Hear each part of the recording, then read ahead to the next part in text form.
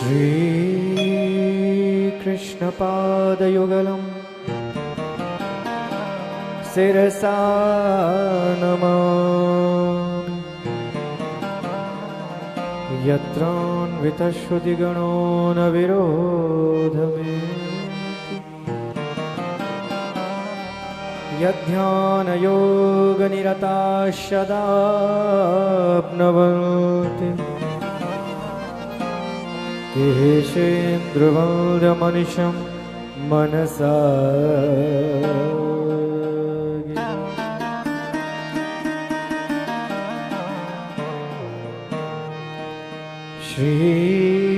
श्रीसपुष्पादपि कोमलाङ्गी शशिस्वरूपारविजाप्रतीर सरनिशायां शशिचन्द्रिकायां कृष्णेन साकं लसति।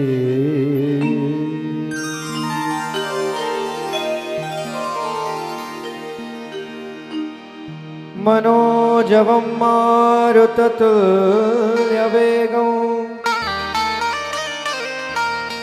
जितेन्द्रियं बुद्धिमतां वरिष्ठं वातात्मजं वानरयूथमुख्यं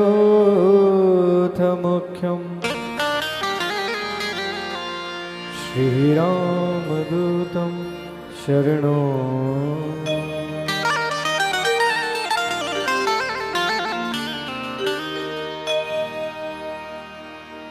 श्रीमते सर्वविद्यानां प्रभवाय सुब्रह्मणे आचार्याय मुनीन्द्राय सुनिम्बारकाय नमः।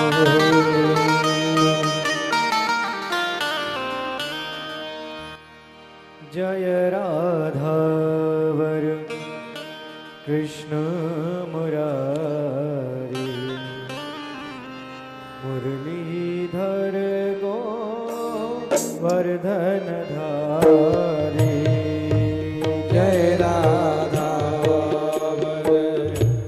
कृष्ण मुरारी, मुरलीधर गोवर्धन धारी। जय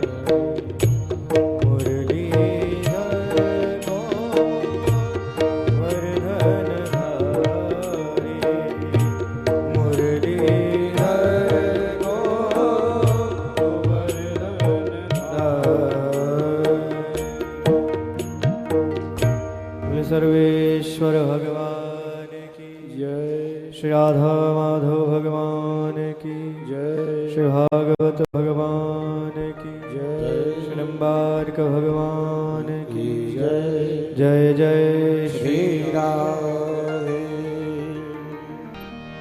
समस्त संत महात्मा विद्वज्जन, समुपस्थित भक्त महानुभाव, भक्तिमती माताएं, इस श्रीमद्भागवत रस वर्षण के यजमान श्री विक्की जी तिवारी एवं इस संपूर्ण आयोजन के निमित्त श्री हेमकांत जी, हेमकांत शरण जी महाराज,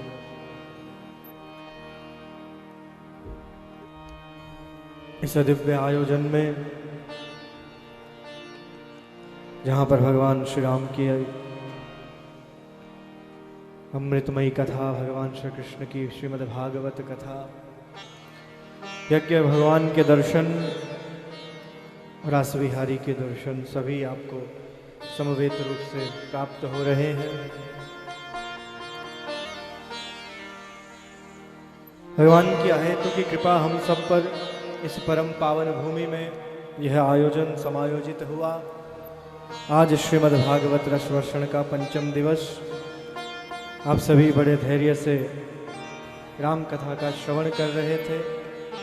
आज भगवान श्री कृष्ण के जन्म महोत्सव का दिव्य आनंद हम सभी लेंगे। बोले भागवत भगवान की जय। यह श्रीमद् भागवत स्वयमेव ही भगवान श्री कृष्ण का वांगमय स्वरूप है। यह श्रीमद् भागवत प्रत्यक्ष कृष्ण एवं स्वयं कृष्ण है। और आज उनके जन्म महोत्सव कथा के मध्य में, तो आप सभी धैर्य से बैठकर कथा का आनंद लें। बहुत से प्रसंग भी शेष हैं, उन सभी प्रसंगों का स्पर्श करते हुए भगवान की इन कथाओं का आनंद लेंगे। क्योंकि बिना सत्संग के, बिना कथा श्रवण किए हमारी बुद्धि, हमारा चित्त कभी निर्मल नहीं हो सकता। ये भगवत कथाएं ही हैं जो हमें भगवान के सानिध्य में भगवत भक्ति के मार्ग की ओर प्रेरित करती है। ये भगवान की कथा है। और मन को वश में करके इन कथाओं में लगाना परम आवश्यक है। माता देवहूति ने भगवान कपिल से यही पूछा कि भगवान, सत्संगति, भजन कीर्तन करने के लिए मन का वश में होना, मन का नियंत्रण में होना परम आवश्यक है। पर इस मन को वश में कैसे करें? ये मन तो भटकता रहता है। आप सभी यहाँ पंडाल में बैठे अवश्य हैं, पर आपका मन कहीं ना कहीं भटक रहा है। कोई कहाँ, कोई कहाँ। जिनका वश में नियंत्रण है वो बैठे हैं, जिनका नहीं हुआ वो चल दिए। और चलने वाले को, जाने वाले को कौन रोक सकता है? जिसका समय आ गया है उसे जाना है। ये अवश्यम भारी। तो मन को वश में करके भगवान की भक्ति करनी चाहिए। मन यद्यपि चंचल है, चलायमान है, परंतु मन को नियंत्रण करने के लिए भी भगवान का भजन होता है। अभ्यासे न तो कुंती। भगवान ने कहा ना अर्जुन को, अभ्यास करो, अभ्यास, प्रयास करो, मेरी भक्ति का, मेरे भजन का, मेरे सत्संग का आनंद लो। अवश्य ही एक दिन मन नियंत्रण में हो जाएगा, अवश्य में होगा। तो ये वो श्रीमद् भागवत है जो बस मन को वश में नियंत्रित करती है। और भगवान के नाम का आश्रय लेकर जीव इस भवसागर से तर जाता है। ये सत्संगति हमें भगवान का भजन करने का संकेत करती है और भगवान का भजन जीव को पहुंचा देता है। अरे ध्रुव बालक तो 6 वर्ष का था। ध्रुव जी कितने वर्ष के थे बताइए? माताएं बैठी हैं सब। हाँ, पंचायती बाद में करना, पहले बताओ ध्रुव जी कितने साल के थे? नहीं पता? तो केवल भगवान का बस यहाँ भोजन करने आए हो, पंगत में प्रसाद लेने। 6 वर्ष के थे ध्रुव जी महाराज, 6 वर्ष के। और 6 वर्ष की अवस्था में ध्रुव जी ने क्या किया? भगवान को प्राप्त कर लिया, भगवान को दर्शन देने के लिए विवश कर दिया। ऐसे ध्रुव जी महाराज। बोले ध्रुव जी महाराज की जय। 6 वर्ष के छोटे से बालक, जब उनकी सौतेली माँ ने उनका अपमान किया, राजा उत्तानपाद के पुत्र राजकुमार, कोई कमी नहीं घर में, राजप्रासाद में खेलने वाले हैं, खाने पीने का सब आनंद। तो उनको क्या आवश्यकता पड़ी वन में जाके साधना करने की, तपस्या करने की, बताओ। क्योंकि जब अपनों के द्वारा तिरस्कार होता है, अपमान होता है, तब व्यक्ति कहाँ जाता है? तब व्यक्ति भगवान की ओर जाता है, भगवान की ओर। बोले भक्तवत्सल भगवान की जय। आई बात समझ में? हा? जब कोई अपने साथ नहीं देते तब कौन साथ देता है? भगवान साथ देते हैं। तो ध्रुव जी का अपमान किया उनकी माँ ने, उनकी सौतेली माँ। हाँ, सौतेली माँ बड़ी विचित्र होती है भाई। सुनीति और सुरुचि दो पत्नियां हैं उत्तानपाद के। सुरुचि से उत्तम हुए और सुनीति से ध्रुव जी महाराज। तो सुरुचि कभी नहीं चाहती कि सुनीति का पुत्र ध्रुव मेरे पति के समीप भी आए और खेले, पिता की गोद में बैठे। कभी एक दिन देख लिया ध्रुव को खेलते हुए, तो सिंहासन से उतार कर जमीन पर पटक दिया और बहुत अपशब्द कहे, खूब खरी खोटी सुनाई, खूब खरी खोटी सुनाई। तो ध्रुव जी रोते हुए अपनी माँ के पास पहुंचे, बोले मैया, माता सुरुचि ने मेरा बहुत अपमान किया, बहुत खूब सुनाया। अब मुझे वो सिंहासन चाहिए, अब मुझे उस राजपाट पर बैठना है जो उत्तम के लिए बना है। तो सुनीति ने कहा, बेटा ये तो मैं नहीं कर सकती, मैं तुम्हें नहीं दिला सकती। कदाचित तुम्हारे पिता भी तुम्हें देना चाहें तो वो भी नहीं दे सकते, क्योंकि सुरुचि ऐसा होने नहीं देगी। तो कौन दे सकता है माँ? बोले तुम्हें राजपाट और ये राज सिंहासन केवल भगवान दे सकते। तो भगवान कहाँ मिलेंगे? बोले जाओ भगवान की साधना करो, तपस्या करो। तपसा राज्यम पुरुषम तस्यैवानुग्रहेण में। जाकर तपस्या करो, भगवान को प्रकट करो, प्रसन्न करो, और भगवान जब दर्शन देंगे तो भगवान से मांग लेना, सब मिल जाएगा। एक 6 वर्ष के बालक को माता सुनीति कितना सुंदर पाठ पढ़ा रही है, कितना अच्छा ज्ञान है।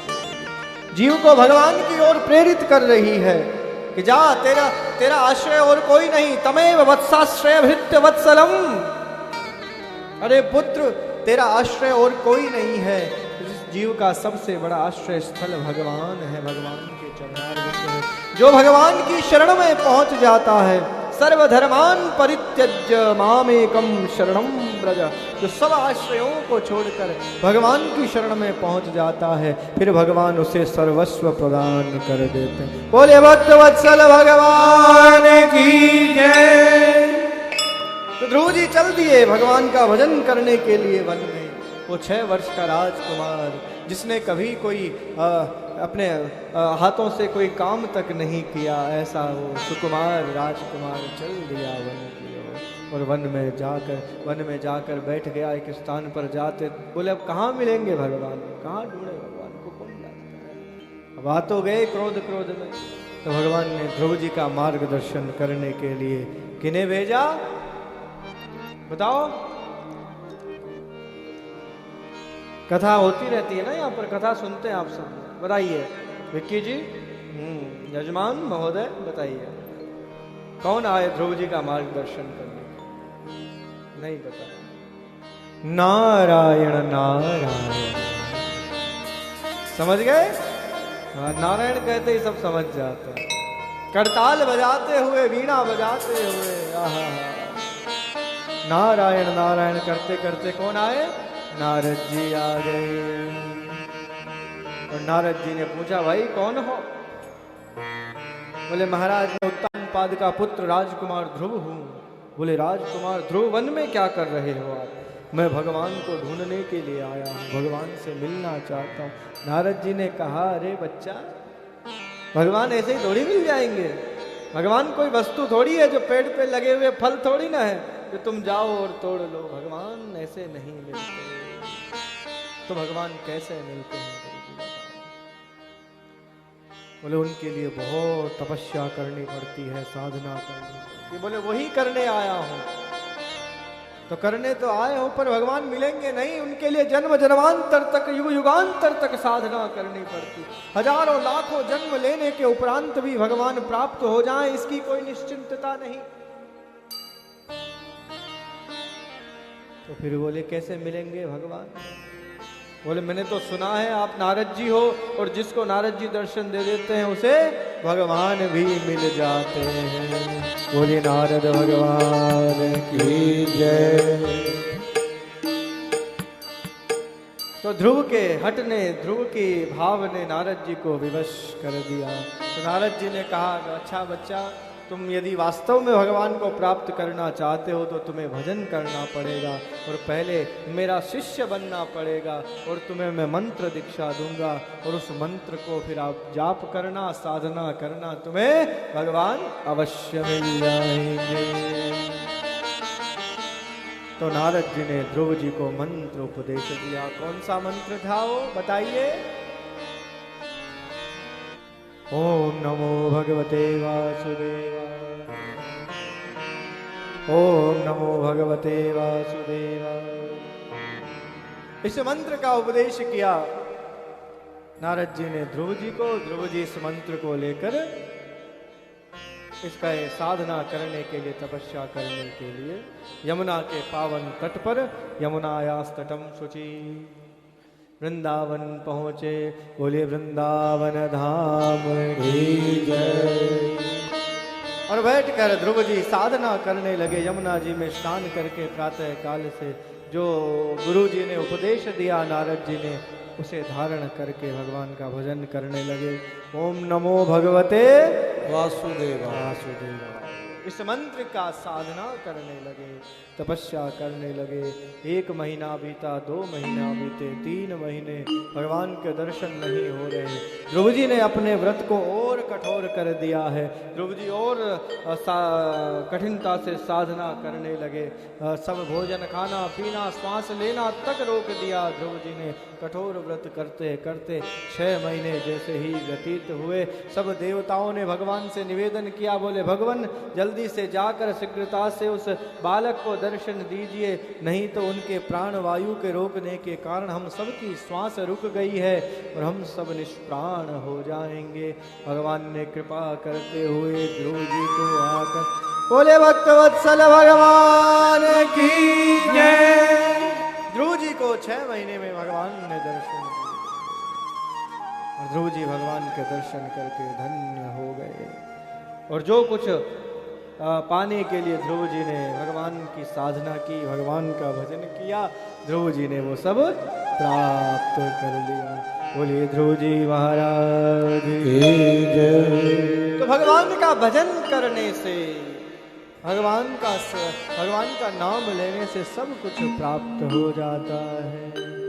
इसीलिए महाराज पृथु ने 10,000 कान मांगे ताकि प्रत्येक कानों से भगवान का भजन सुन सके, कथा सुन सके, उनका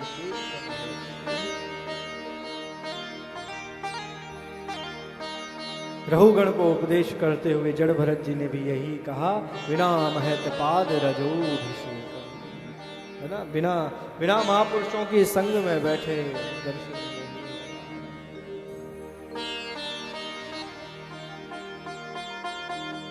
परीक्षित के पूछने पर भगवान सुखदेव संपूर्ण सृष्टि का वर्णन, भूगोल खगोल का सबका वर्णन सुनाते हैं। उसी में हमारी भारत भूमि का दिव्य वर्णन आता है। अहो अमीशाम किमकारसो, ये परम पावन भारत भूमि है जिस पर जन्म लेकर भगवान भी स्वयं को प्रसन्न और गौरवान्वित अनुभव करते हैं। बोलिए भारत माता की जय। हम सभी बड़े सौभाग्यशाली हैं जो हमें भगवान ने इस भारत भूमि में जन्म लेने का अवसर दिया है। ये वो भारत भूमि है जिसकी महिमा का वर्णन श्रीमद् भागवत में स्वयं भगवान वेद व्यास करते हैं। इस भारत भूमि की अनंत महिमा है। जो पुण्य करता है, जो बड़ा ही धर्मात्मा होता है, वो इस भारत भूमि पर आता है।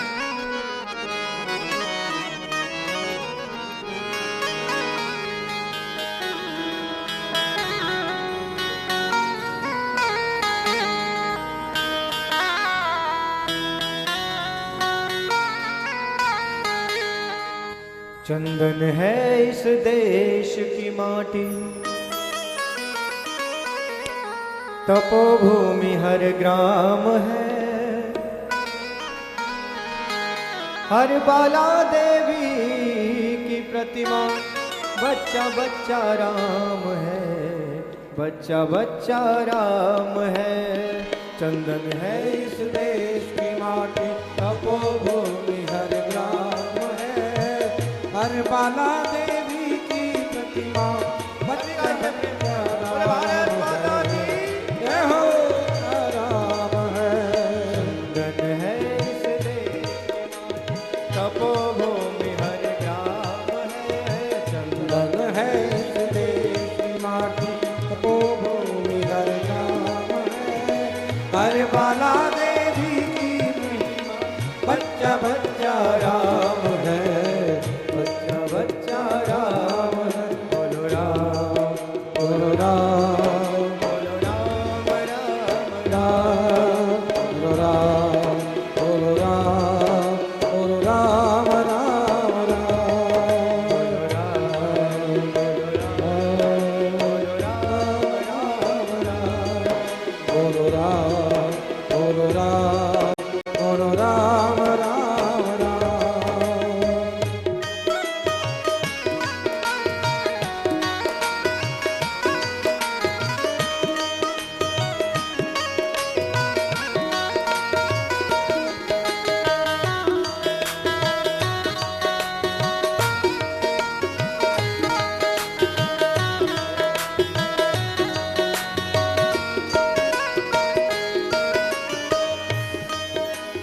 हर शरीर मंदिर सा पावन, हर मानव उपकारी है। हर शरीर मंदिर सा पावन, हर मानव उपकारी है। हर शरीर मंदिर सा पावन, हर मानव उपकारी है। हर शरीर मंदिर का पावन, हर मानव उपकारी है। जहाँ सिंह बन गए खिलौने, गाय जहाँ मह प्यारी है। जहाँ सिंह बन गए खिलौने, गाय जहाँ मह प्यारी है। गाय जहाँ मह प्यारी है। जहाँ सवेरा शंख बजाता, लोरी गाती शाम है। जहाँ सवेरा शंख बजाता, लोरी गाती शाम है। हर बाला देवी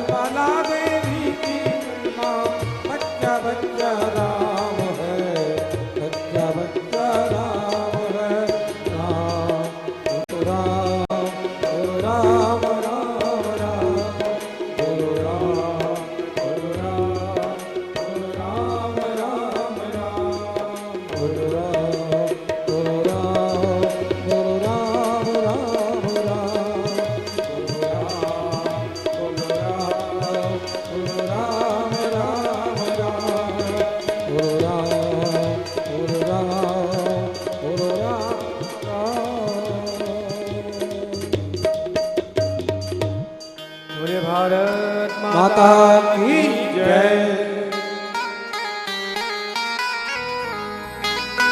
भारत भूमि की महिमा का देखो। परीक्षित ने पूछा, भगवान जो पुण्य आत्मा होते हैं, पुण्य करते हैं, वो भारत भूमि में जन्म लेते हैं, स्वर्ग आदि वैभव उन्हें मिलता है, पर जो पाप करते हैं उनको तो नरक में जाना पड़ता है। पाप करने वाला नरक में गामी होता है। तो क्या कोई ऐसा उपाय है जिससे व्यक्ति यदि पाप हो जाए उसे प्रायश्चित करना हो और फिर वो नरक में जाने से बच जाए, उसके उद्धार का कोई कारण बन सकता है? तो भगवान सुखदेव ने कहा, राजन बिल्कुल अवश्य बन सकता है। चाहे कितना ही बड़ा पापी क्यों न हो, कैसा ही दुष्ट क्यों न हो, यदि उसने एक बार ध्यान से मन से भगवान का नाम ले लिया तो उसका कल्याण अवश्य हो जाता है। बोलिए भक्त वत्सल भगवान की जय। भगवान ऐसा कोई उदाहरण है? बोले हाँ महाराज, ऐसा उदाहरण है। अजामिल ने कभी कोई जीवन में सत्कर्म नहीं किया, कोई पुण्य नहीं किया, कोई भलाई का काम नहीं किया, जीवन में पाप ही पाप किए, लूटना मारना, बस यही काम अजामिल। फिर भी भगवान की कृपा से उसका उद्धार हुआ। कैसे हुआ? अजामिल के घर पर एक बार संतों का आगमन हुआ। संत भगवान पधारे और संतों ने जब देखा कि ये तो बड़ा दुष्ट है, पापी है, अब इसका कल्याण कैसे हो? इसके घर में हमने निवास किया, इसका भोजन खाया, इसका अन्न पाया, तब इसका कल्याण होना चाहिए। तो एक निमित्त बनाया अजामिल का कल्याण करने के लिए। अजामिल को जब जाने लगे संत भगवान तो बुलाकर कहते हैं, बोले भाई अजामिल, हमारी एक बात मानोगे? बोले बताओ महाराज, मानेंगे। तो बोले ऐसे करना, तुम्हारी पत्नी जो गर्भवती है, इसके यहाँ जो संतति हो उसका नाम नारायण रख देना। नारायण क्या रखना? नारायण नारायण। कालांतर में जब अजामिल के पुत्र हुआ तो उस पुत्र का नाम रख दिया गया नारायण। नारायण। अब उस नारायण से, यद्यपि और भी उसके पुत्र थे, पर नारायण से विशेष उसको स्नेह हो गया, विशेष लगाव हो गया।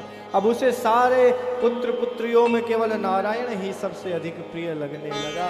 जब भी कोई कार्य हो तो नारायण इधर आओ, नारायण इधर आओ, नारायण ये करो, नारायण वो करो। अनायास ही अजामिल की जिह्वा से भगवान का नाम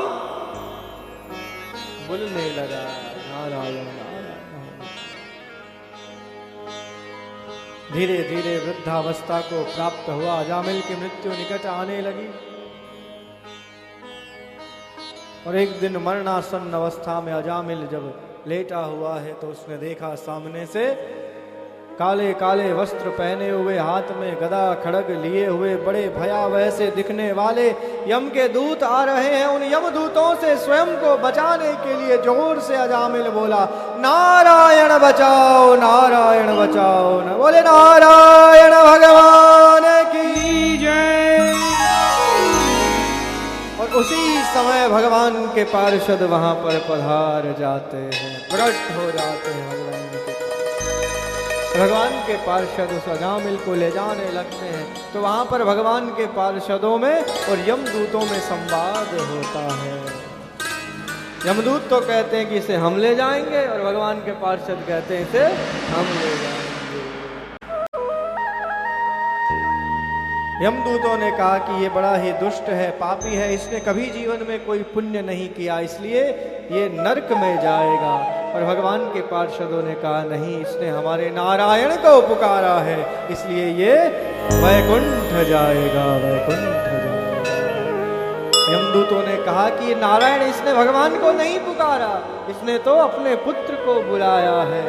बोले इसने पुत्र को बुलाया हो पर नाम तो हमारे नारायण का है, हमारे भगवान का है, हमारे भगवान। बोले नारायण भगवान की जय। इसलिए नारायण के दूत भगवान के पार्षद जब उसे ले जाने लगे अजामिल को, तो अजामिल सबसे कहता है, बोले जीवन में कभी भी भगवान का भजन मत छोड़ना। मैंने तो एक बार नारायण का नाम लिया तो आज मेरा उद्धार कल्याण हो गया, और जो जीवन भर भगवान का भजन करता रहेगा तो उसके लिए फिर क्या होगा है? नारायण के नाम बिना नहीं आवे कोई काम रे, भज नारायण भज नारायण भज नारायण। नारायण का नाम ही जीव का सबसे बड़ा सहाय है। भगवान का नाम लेने से अजामिल आज भगवान के वैकुंठ धाम में पहुंच गया। इसलिए सबसे बड़ी यदि कोई महिमा है तो वो किसकी है? भगवान के नाम की महिमा है। जो नाम लेता है भगवान का, वो भगवान का प्रिय बन जाता है, भगवान के वैकुंठ में पहुंच जाता है। बोलो राम बोलो राम बोलो राम राम राम, बोलो राम बोलो राम बोलो राम राम राम,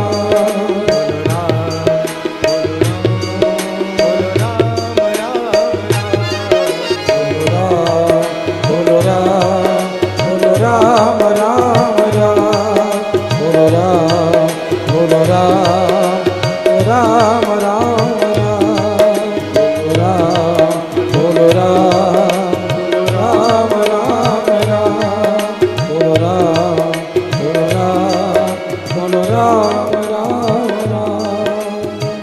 राम कृष्ण हरि नाम नारायण जो भी लेता है वो भव सागर से पार हो जाता है। और भगवान का नाम लेते लेते हरि का गुणगान करते करते प्रहलाद जी महाराज ने भगवान को खंबे में से प्रकट कर दिया। इस नाम की महिमा देखो, भगवान के भजन की महिमा देखो। जिसको पूर्ण विश्वास है भगवान पर, जिसकी पूर्ण निष्ठा श्रद्धा है भगवान पर, उसके लिए तो भगवान कहीं से भी प्रकट हो सकते हैं। ये प्रहलाद जी महाराज। प्रहलाद जी कौन है? दैत्य बालक हैं। परीक्षित ने पूछा, भगवान ये भगवान देवताओं पर ही कृपा करते हैं, भगवान भक्तों पर ही कृपा करते हैं, भगवान ब्राह्मणों पर ही कृपा करते हैं, ऐसा क्यों है? भगवान कभी राक्षसों पर कृपा नहीं करते क्या? भगवान सुखदेव ने कहा, नहीं राजन, भगवान तो दैत्यों पर भी कृपा करते हैं। भगवान की कृपा सब पर होती है, समदर्शी समदृष्टा है भगवान। पर उस कृपा को प्राप्त करने के लिए पात्र होना भी परम आवश्यक है, पात्र होना भी परम आवश्यक है। भगवान की कृपा तो सब पर होती है। जितने भी पंडाल में बैठे हैं ना, जितने भी श्रोता बैठे हैं, सब पर समान रूप से कृपा हो रही है। भगवान कभी जाति वर्ण समुदाय ये सब कुछ नहीं देखते। जो भगवान के शरणागत हो जाता है उस पर भगवान की कृपा अवश्य है। प्रहलाद जी अवश्य ही दैत्य बालक हैं, पर जन्म से ही, जन्म के पूर्व से ही उनके संस्कार भगवत भक्ति के हैं, भगवान के चरणों में लगे हुए हैं। क्योंकि प्रहलाद जी को उपदेश किसका मिला है? किसका सत्संग मिला है? बताइए। नारायण नारायण नारायण। बोले नारद भगवान की जय। ये नारद जी ही हैं जो सबको भगवत भक्ति की ओर प्रेरित करते हैं। ध्रुव जी को मार्गदर्शन करने वाले नारद जी, प्रहलाद जी को उपदेश देने वाले। प्रहलाद जी को जन्म से पूर्व से ही, गर्भ में ही उपदेश मिला भगवान नारद का। क्योंकि कयाधु को मारने, प्रहलाद जी की जो माँ है कयाधु, हिरण्यकश्यपु की जो पत्नी है, उसका हरण कर लिया इंद्र ने मारने के लिए। जब हिरण्यकश्यपु तपस्साधना करने गया तो पीछे से हरण करके इंद्र ने कहा इसे मार देते हैं, क्योंकि ये गर्भवती है, हिरण्यकश्यपु का पुत्र होगा तो वो भी दैत्य बनेगा, फिर हमसे युद्ध करेगा, फिर स्वर्ग को जीत लेगा, तो ना रहेगा बांस और ना बजेगी। हाँ, बोले समाप्त कर दो इसको। और जैसे इंद्र मारने लगा कयाधु को, देवर्षि नारद प्रकट होकर इंद्र को रोकते, रुको देवराज रुको। नहीं आप मत रुको, आप जाओ, भले आपकी कोई बात नहीं। हाँ, तो देवराज रुको। इंद्र ने पूछा, महाराज आपने क्यों रोका मुझे इसे मारने के लिए? बोले इसलिए रोका देवराज कि तुम बहुत बड़ा अपराध करने जा रहे हो। बोले देवर्षि, ये कयाधु जो है वो हिरण्यकश्यपु की पत्नी है, ये किसी राक्षस को जन्म देगी, क्या अर्थ है फिर हमारा। अरे नहीं देवराज, आवश्यक नहीं कि हर दैत्य पत्नी राक्षस को ही जन्म दे। अरे तुम्हारे भाग्य से देखना, भगवान का एक दिव्य अवतार होने का निमित्त इसका बालक बनेगा, इसका बालक बनेगा। बोले नरसिंह भगवान की जय। इसके लिए तो इसके रक्षा के लिए भगवान स्वयं अवतार लेंगे, इसलिए इसे छोड़ दो मेरे कहने से। तो इंद्र ने कयाधु को छोड़ दिया। देवर्षि कयाधु को अपने आश्रम में लाते हैं और नित्य सत्संग कीर्तन भजन सुनाते हैं। दिव्य सुंदर कीर्तन चलते हैं।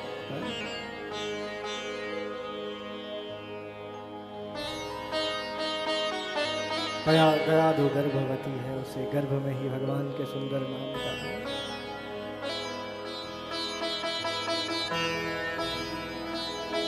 अब जो संस्कार बन रहे हैं प्रहलाद जी में भगवत भक्ति के दिव्य संस्कार, जन्म लेते ही प्रहलाद जी भगवान का कीर्तन कर।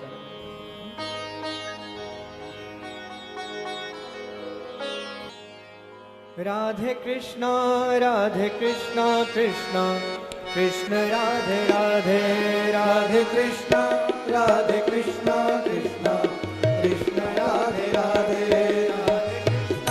राधे कृष्णा अभी गाइए प्रेम से। कृष्ण राधे राधे, राधे श्यामा श्याम श्याम राधे राधे, राधे श्यामा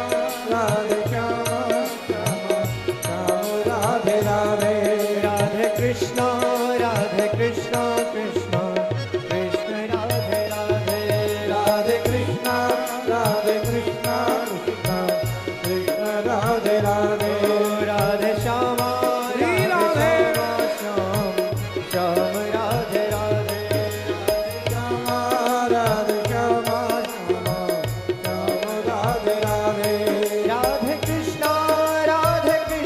कृष्ण कृष्ण राधे राधे, राधे कृष्ण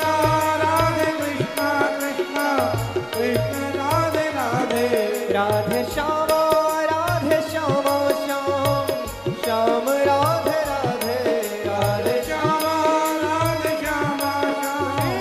श्याम राधे राधे, राधे कृष्ण कृष्ण कृष्ण राधे राधे, राधे कृष्ण बोले भक्त वत्सल भगवान की राधे श्यामा श्याम राधे राधे।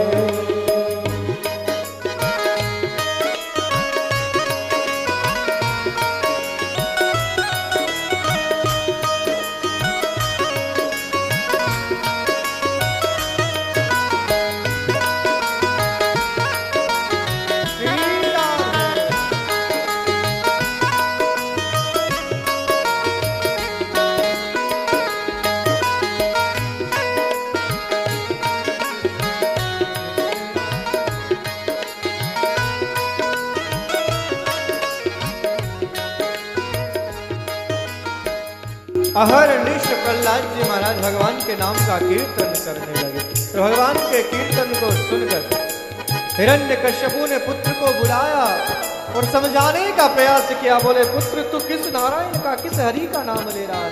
वो तो हमारा शत्रु है, उसने तुम्हारे बड़े पिता का वध किया है, इसलिए वो हमारा शत्रु है, उसे मत याद किया कर। इस सृष्टि का, इस संसार का भगवान तो मैं हूँ, मैं हिरण्यकश्यपु भगवान हूँ, तुम मुझे भगवान मानो, हरि को नहीं, नारायण को नहीं।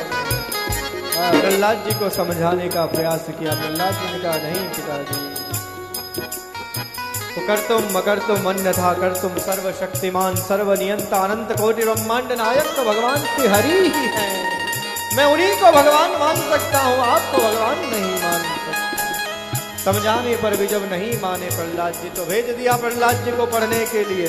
बुलाया संडा मर्ग को, बोल ले जाओ और इसे पढ़ाओ लिखाओ, हम दैत्यों की शिक्षा दो। हम दैत्य कौन है, हम राक्षस किसके वंशज हैं, और आप सब दैत्यों का भगवान हिरण्यकश्यपु है। समझाने के लिए ध्रुव जी को भेज दिया, प्रहलाद जी को भेज दिया पढ़ने के लिए। अब प्रहलाद जी वहां विद्यालय में गए और विद्यालय में सब दैत्य बालकों को अपने समीप में बिठाया। बोले बैठो। बोले हाँ राजकुमार, क्या आदेश है। बोले ऐसे बैठो। बोले अभी तो हमारे खेलने कूदने के दिन है। बोले नहीं, खेलने कूदने के दिन नहीं है, तुम बैठो, तुम्हें एक बहुत अच्छा खेल बताता हूँ, मेरे साथ खेलो। किसी को करताल पकड़ाया, किसी को ढोलक पकड़ाई, किसी को हारमोनियम पकड़ाया, किसी को तबला पकड़ाया। पेड़ उस समय था नहीं, शायद होता तो वो भी देते उसको, तो दिया और सब बैठकर क्या करने लगे। राधे कृष्णा कृष्णा कृष्ण राधे राधे, राधे कृष्णा कृष्णा कृष्ण कृष्ण राधे राधे, राधे श्यामा श्याम श्याम राधे राधे, राधे श्यामा श्याम श्याम राधे राधे, राधे कृष्णा कृष्ण कृष्ण राधे राधे, राधे कृष्णा कृष्ण कृष्ण राधे राधे, राधे श्यामा श्याम श्याम राधे राधे, राधे श्यामा श्याम श्याम राधे राधे, राधे कृष्णा कृष्ण कृष्ण राधे राधे, राधे कृष्णा कृष्ण कृष्ण राधे राधे, राधे कृष्णा कृष्ण कृष्ण कृष्ण राधे राधे, राधे कृष्णा कृष्ण कृष्ण राधे राधे। बोले भक्तवत्सल भगवान की जय हो। प्रहलाद जी निरंतर भगवान की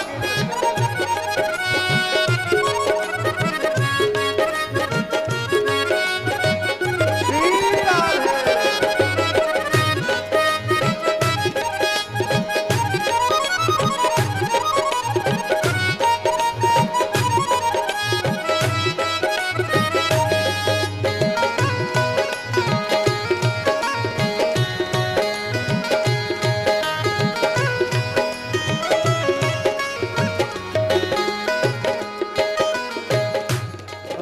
राधे कृष्णा कृष्ण कृष्ण राधे राधे, राधे कृष्णा श्री राधे।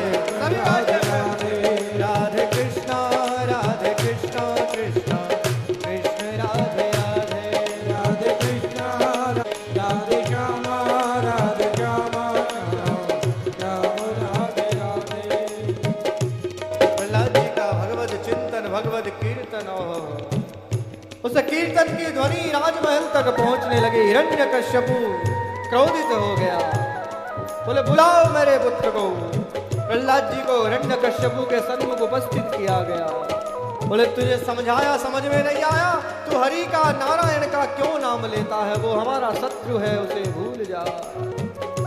प्रहलाद जी ने कहा नहीं पिताजी, मैं अपने हरि को कभी विस्मृत कर नहीं सकता, भूल नहीं सकता।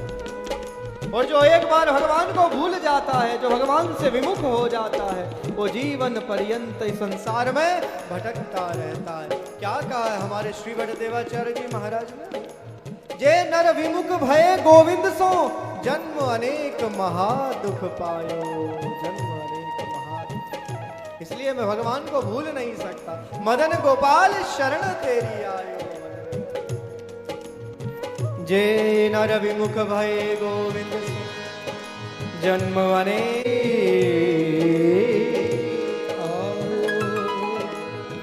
चरण कमल की सेवा दीजे, चेरो करी राख्यो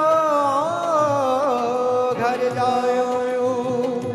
धनी धनी मात पिता सुत बंधु, धनी जननी जिन गोद खिलायो। धनी धनी चरण चलत तीरथ को, धनी गुरु जी जिन नाम सुनायो। जे नर विमुख भये गोविंद सो, जन्म अनेक महा दुख पाओ। श्री भट्ट के प्रभु दियो अभय पद, यम डर प्यो जब दास कहायो, मदन गोपाल शरण तेरी आयो, मदन गोपाल शरण तेरी आयो। राधे कृष्णा कृष्णा कृष्ण राधे राधे, राधे कृष्णा राधे कृष्ण राधे। बोले भक्तवत्सल भगवान की जय हो।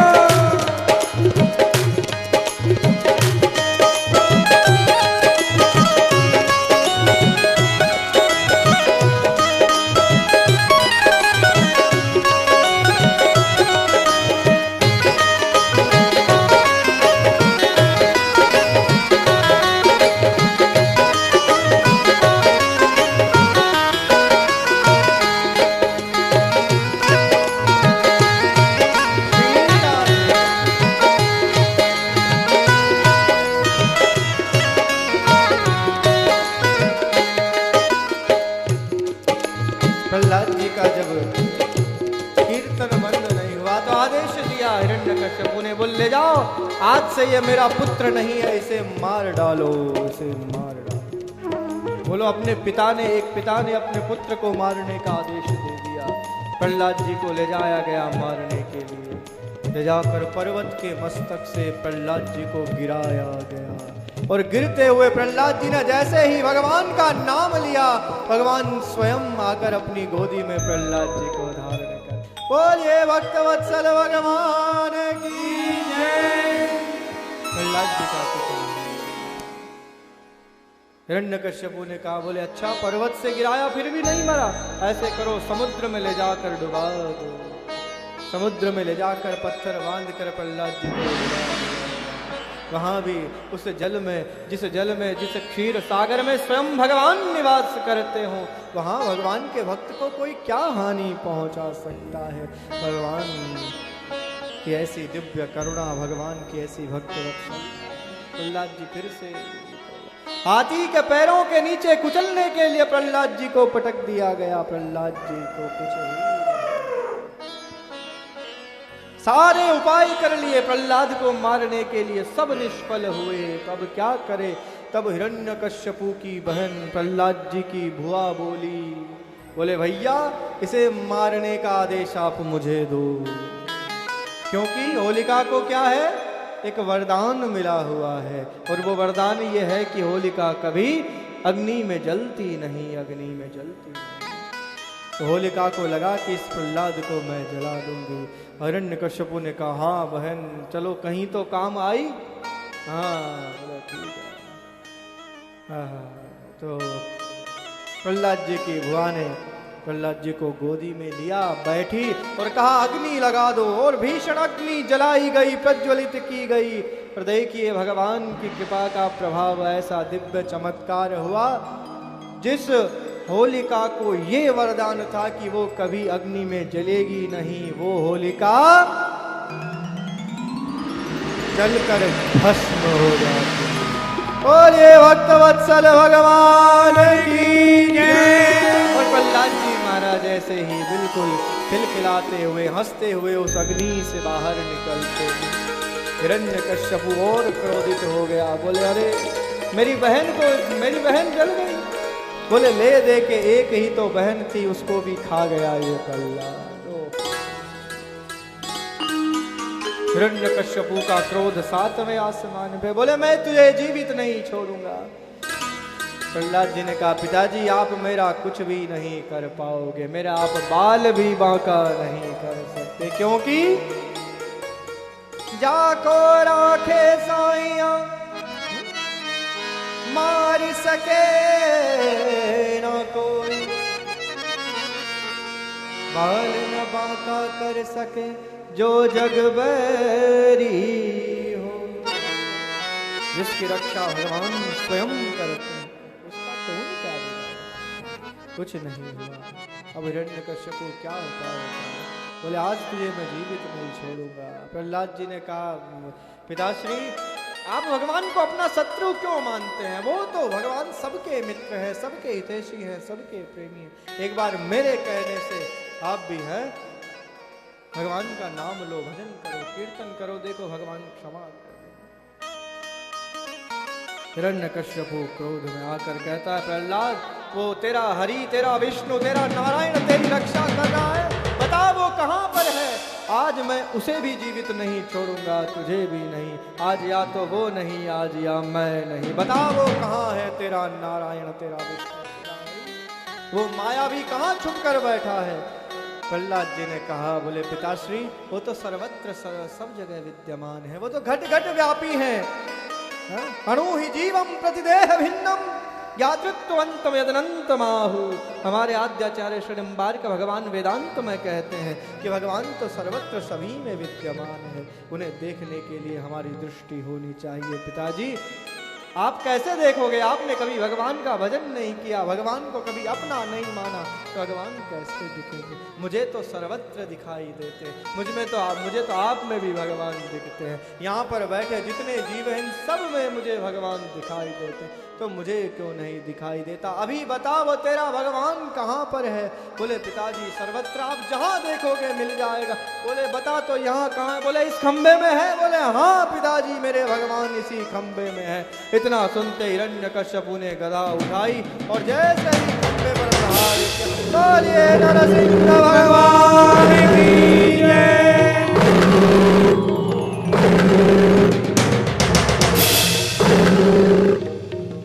नरसिंह भगवान प्रकट, नरसिंह भगवान ने प्रकट होकर सीधे हिरण्यकश्यप को उठाया और अपनी जंघाओं पर रखा, और जैसे ही मारने लगे, हिरण्यकश्यप बोला, मुझे मार नहीं सकते। बोले क्यों नहीं मार सकते?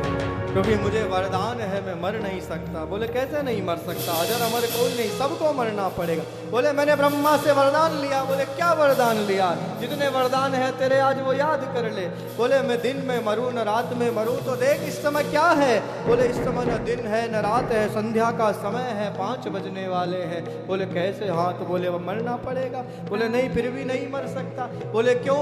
बोले मैंने ब्रह्मा से वरदान लिया है कि मुझे न दैत्य मार सकता है, न देवता मार सकते हैं, न मानव मार सकता है। बोले बता मैं कौन हूँ? बोले समझ में नहीं आ रहा है कि देवता हो कि दानव हो कि मानव हो। बोले यही तो बात है, ब्रह्मा ने तो वरदान दे दिए, पर उसका तोड़ निकालना मेरा काम है। बोलिए भक्त वत्सल भगवान की जय। और याद कर ले क्या क्या है, तूने क्या वरदान लिए? बोले ना मैं घर में मरूं ना बाहर मरूं, तो बता तू घर में है कि बाहर है? बोले ना घर में हूं ना बाहर हूं, मैं तो दहरी पर हूं। बोले मैंने ब्रह्मा जी से वरदान लिया है, ब्रह्मा की सृष्टि से जन्मे किसी व्यक्ति से मैं मर नहीं सकता। तो भगवान ने कहा, रे मूर्ख, मैं ब्रह्मा से प्रकट नहीं होता, ब्रह्मा मुझसे प्रकट होता है। बोले नारायण भगवान की जय। और याद कर ले तूने क्या क्या वरदान लिया है सारे। बोले मैं वर्ष के 12 महीने में नहीं मरता, उसने ये भी वरदान लिया था। जितने भी मृत्यु आने के कारण थे वो सब द्वार हिरण्यकश्यपु ने बंद कर लिए। तो बोले मृत्यु आनी नहीं चाहिए।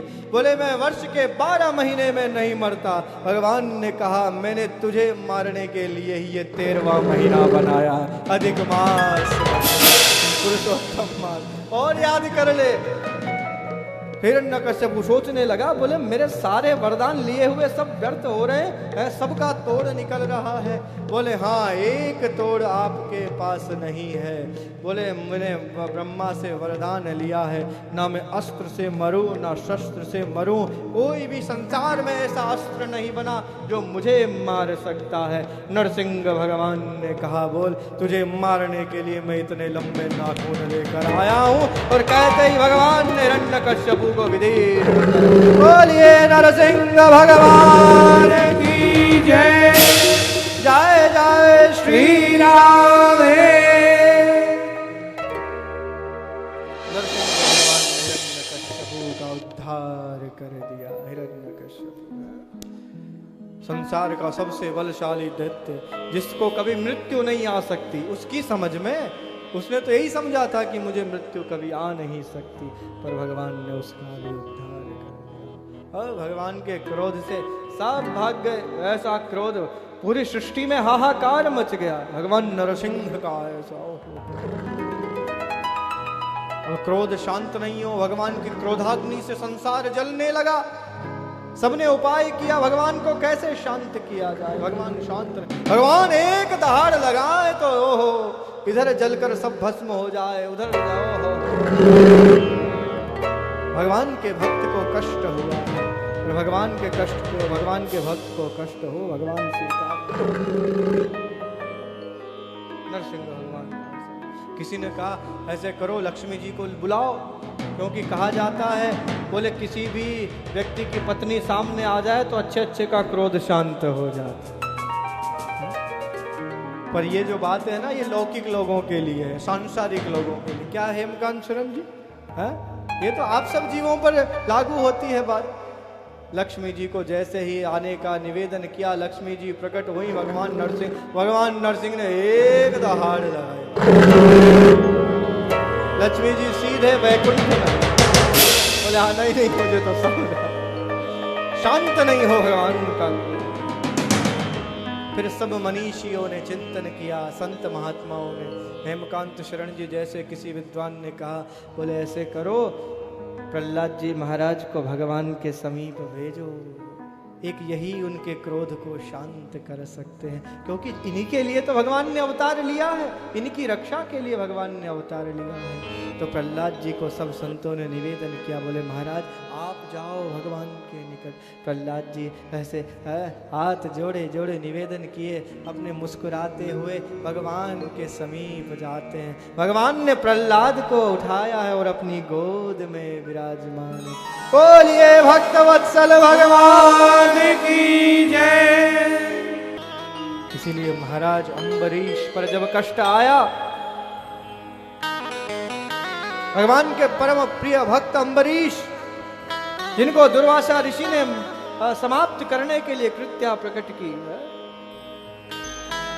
वहां पर हुआ क्या, भगवान के सुदर्शन चक्र ने पहले तो कृत्या को समाप्त किया और फिर दुर्वासा ऋषि के पीछे पीछे दौड़ पड़े सुदर्शन चक्र, क्योंकि भगवान के भक्त को कष्ट हुआ। इसलिए सुदर्शन जी ने विलंब नहीं किया। अब दुर्वासा जी के प्राणों पर संकट बन गया। सुदर्शन के क्रोध से, सुदर्शन की उस अग्नि से है, कोटि सूर्य समप्रभा, करोड़ों सूर्य के समान तेजस्वी भगवान सुदर्शन, जो हमारे आद्याचार्य श्री निम्बार्क भगवान के अवतार हैं। निम्बार्क भगवान सुदर्शन चक्र के अवतार हैं।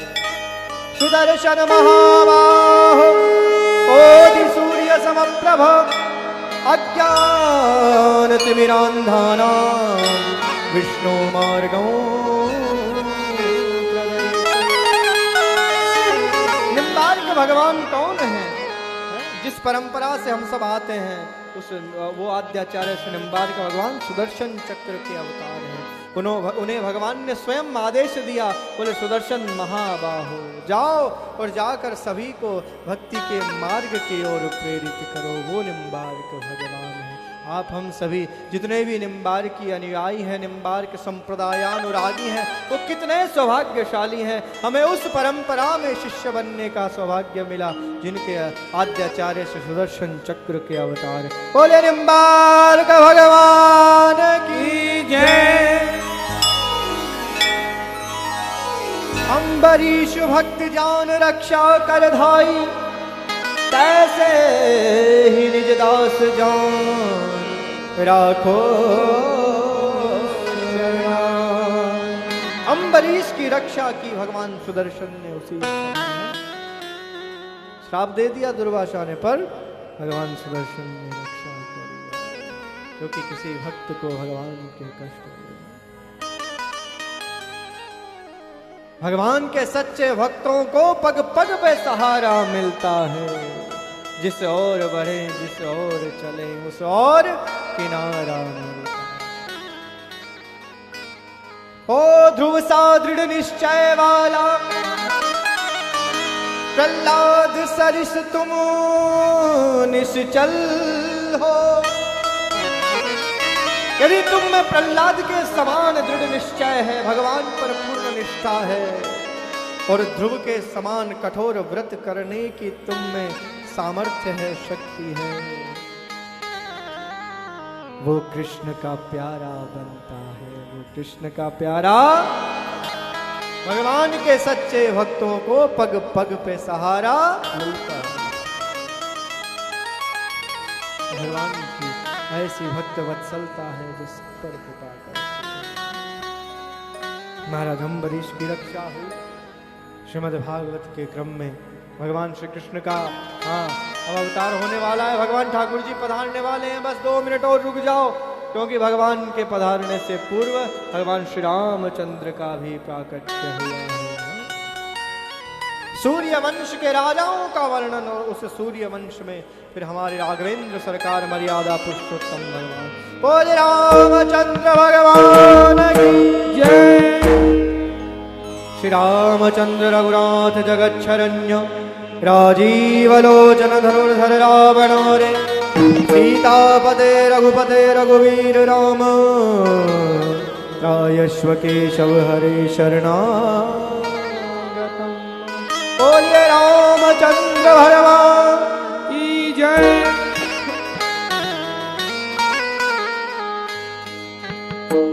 भगवान श्री राम ने उस त्रेता युग में आदर्श मानव कैसा हो, आदर्श भाई कैसा हो, आदर्श पुत्र कैसा हो, इसकी शिक्षा हम सबको देने के लिए भगवान ने स्वयं अवतार लिया। और वो राम कथा आप स्वयं जगत गुरु रामानुजाचार्य जी के मुखारविंद से सुन रहे हैं। वही राम कथा श्रीमद् भागवत में संक्षेप रूप से आती है। बोलो राम बोलो राम बोलो राम राम राम बोलो राम बोलो राम बोलो राम राम राम बोलो राम बोलो राम बोलो राम राम राम बोलो राम बोलो राम बोलो राम राम राम बोलो राम बोलो राम राम राम राम बोलो राम बोलो राम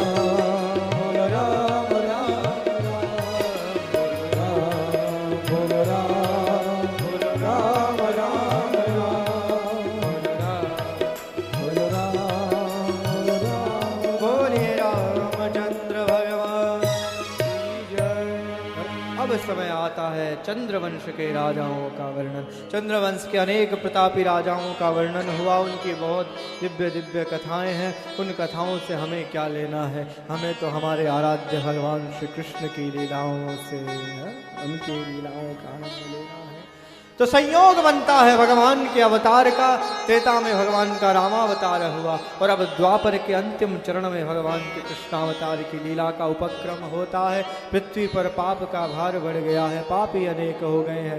पृथ्वी गौ रूप धारण करके ब्रह्मा जी को साथ लेकर भगवान के वैकुंठ में जाती है और भगवान से निवेदन करती है, भगवान मेरे पाप का हरण करो, इन पापियों का नाश करो।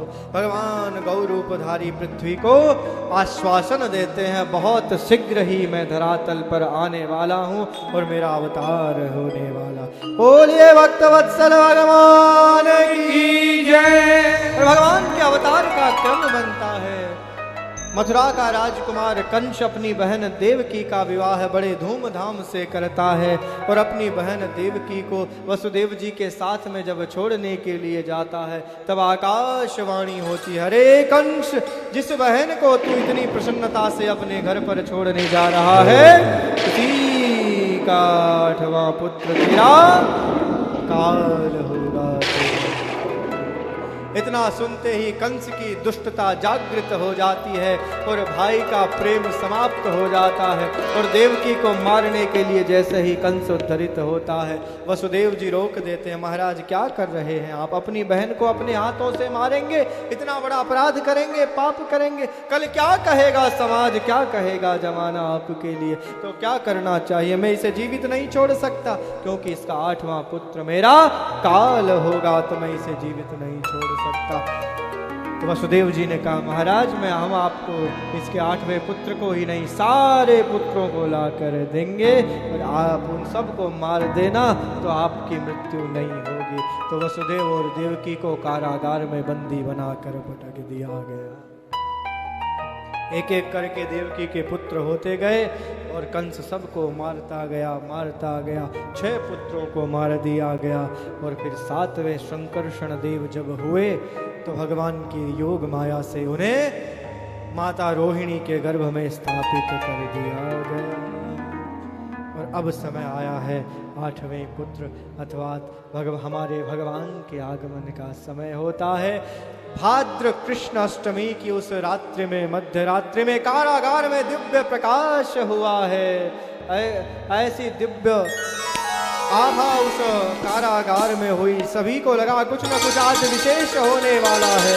और उस कारागार में देवकी के गर्भ में भगवान जैसे ही पधारे हैं, समस्त देववृंदों ने, ब्रह्मा जी ने, भगवान शंकर ने भगवान की गर्भस्तुति की है। सत्यव्रतम सत्य परम त्रिसत्यम सत्यस्य योनिम निहितम च सत्य सत्यस्य सत्यमृत सत्यनेत्रम सत्यात्मकम त्वाम शरणो प्रपन्ना। भगवान के सत्य स्वरूप का निवेदन किया है, भगवान के सत्य स्वरूप की स्तुति की है देववृंदों ने, सभी ने। और भगवान ने उस भाद्र कृष्ण अष्टमी की मध्य निशा में भगवान ने अवतार लिया। भगवान जैसे ही प्रकट हुए उस कारागार में जितने भी पहरेदार थे सब मूर्छित होकर सो गए। वसुदेव जी ने भगवान को डलिया में लिया, मस्तक पर धारण किया और ब्रज में छोड़ने के लिए चले। यमुना उच्छाल तरंगे लेने लगी, भगवान के चरणों का स्पर्श होते ही यमुना ने भी मार्ग दे दिया है। और वसुदेव जी भगवान को गोकुल ले जाकर नंद बाबा के घर में, जहाँ पर पहले से ही पुत्री ने जन्म ले लिया है, उस पुत्री को अपनी डलिया में और भगवान को नंद के घर पर विराजमान करके वसुदेव जी फिर से लौट कर मथुरा आए। कारागार में जैसे ही वसुदेव जी आए सब पहरेदार जग गए और कंस को सूचना हुई कि देवकी के 8वें गर्भ ने जन्म ले लिया है। कंस दौड़ कर आया और आकर उस 8वें पुत्र को जैसे ही मारने लगा तो वो योग माया कंस के हाथ से छूट कर कहती है, अरे कंस तू मुझे क्या मारेगा, तुझे मारने वाला तो जन्म ले चुका है, जन्म ले चुका है।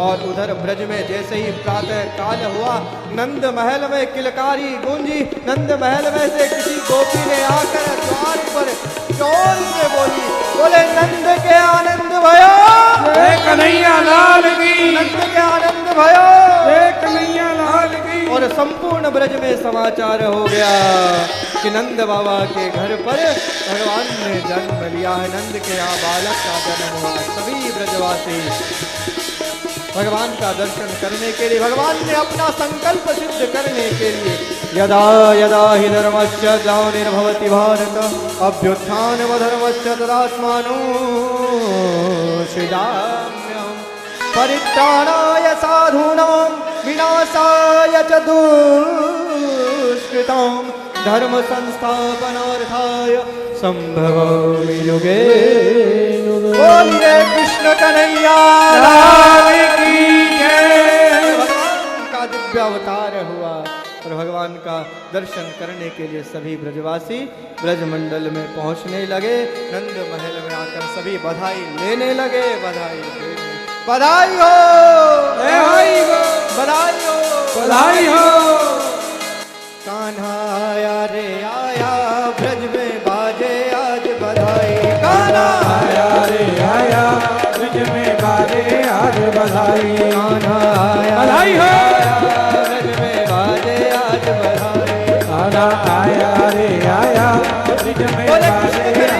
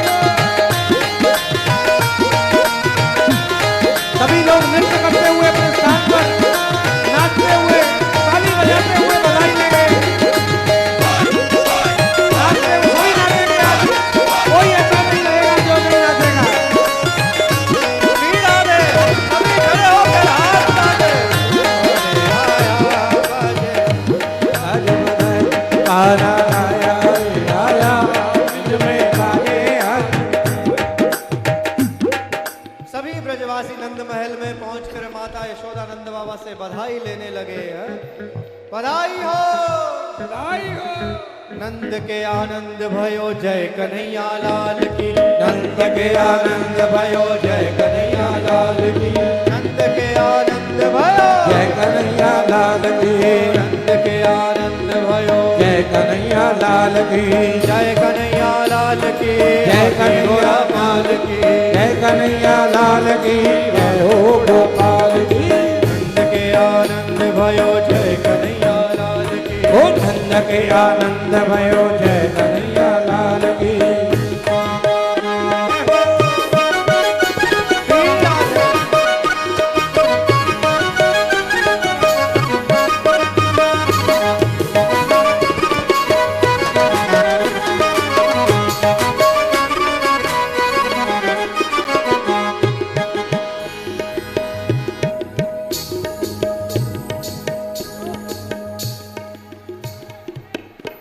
बोले कृष्ण कन्हैया लाल की।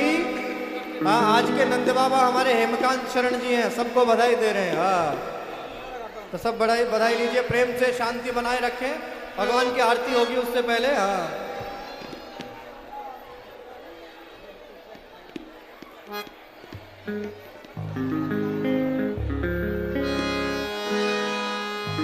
सभी लोग ताली बजाते हुए बधाई। आइए, बड़ी सुंदर बधाई। आरती है। आरती कर दे।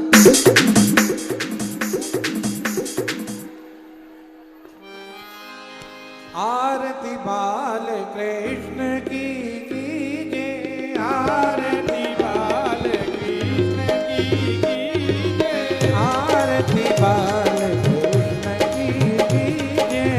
आरती बाल कृष्ण की कीजिए। श्री यशोदा को परम दुलारो। यशोदा को परम दुलारो। गावा की अखियन को तारो। गोपियन के प्राणन को प्यारो। इन पे प्राण न्योछावर कीजिए। आरती बाल कृष्ण की कीजिए। बलदाऊ को छोटो भैया।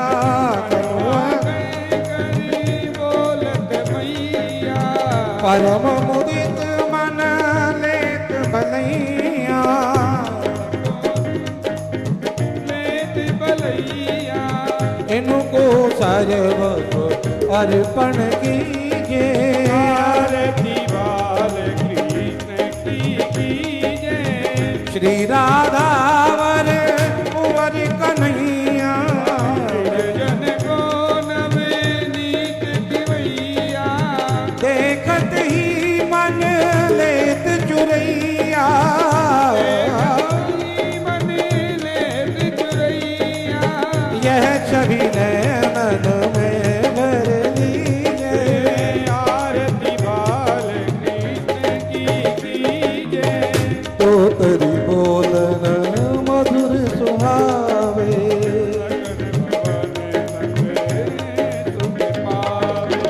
सकल संग खेलत सुख पावे। गगन खेलत सुख पावे। सोई सुख तिनको ध्यावे। सोई सुख दीजो इनको जावे। अब इनको अपनो कर लीजिए।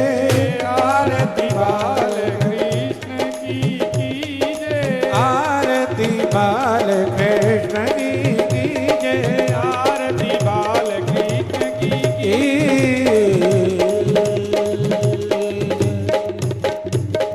जलेन शीतलेन गणः।